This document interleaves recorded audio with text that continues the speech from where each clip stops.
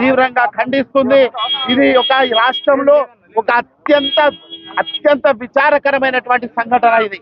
ఎందుకంటే ఒక జర్నలిస్ట్ విధి నిర్వహణలో ఉన్నందుకు అతను వెళ్ళి ఒక వివరణ అడిగిండు.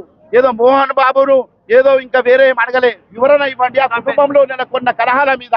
అంత మాత్రాన దాదాగిరిగా దౌర్జన్యంగా అతని తలబగల కొట్టడం ఒక్క రిపోర్టర్ కాదు, ఒక రంజిత్ తో పాటు టీవీ5 కెమెరామెన్ ని అట్టగే అలాగే ఇంకా ఇతరత్ర కొన్ని ఛానల్లో పనిచేస్తున్న కెమెరామెన్లపై దాడి జరిగింది. అంతకు ముందు ఒక రోజు అంటే నిన్న కాకుండా మొన్న ఆ స్కూల్కి వెళ్ళినటువంటి సుమన్ టీవీకి చెందినటువంటి కెమెరామెన్ రిపోర్టర్ మీద దాడి జరిపిండ్రు. ఎలాంటి దాడి అంటే అది కూడా బౌన్సర్లని వాళ్ళు పిలుస్తున్నారు. మేమేందంటే పెంచి పోషిస్తున్న వేట కుక్కల్ని అంటే గూండాలను రౌడీల్ని ఇలా మోహన్ బాబు మెయింటైన్ చేస్తున్నాడు.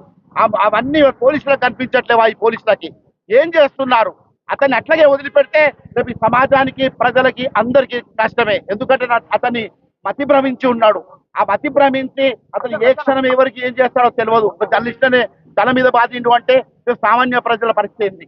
కనుక మా రిక్వెస్ట్ ఈ ప్రభుత్వాన్ని వెంటనే అతన్ని అరెస్ట్ చేయించండి, ఎర్రగడ్డ పిచ్చాసుపత్రికి తీసుకెళ్లి అతను ట్రీట్మెంట్ చేయించండి. మోహన్ బాబుకి గత కొంతకాలంగా అతని మానసిక పరిస్థితి బాగలేదు, చాలా ఆందోళనకరంగా ఉంది. కనుక అతన్ని వెంటనే కొద్ది రోజులు అతనికి ట్రీట్మెంట్ ఇప్పించి సెక్షన్ల కింద అతనికి జైలుకు పంపిస్తేనే మంచిదని చెప్పి మేము అనుకుంటున్నాము.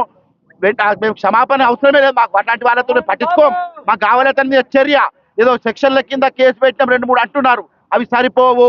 ఖచ్చితంగా ఇంకా సెక్షన్లు కఠినమైన సెక్షన్లు అతన్ని అమలు చేయాలి.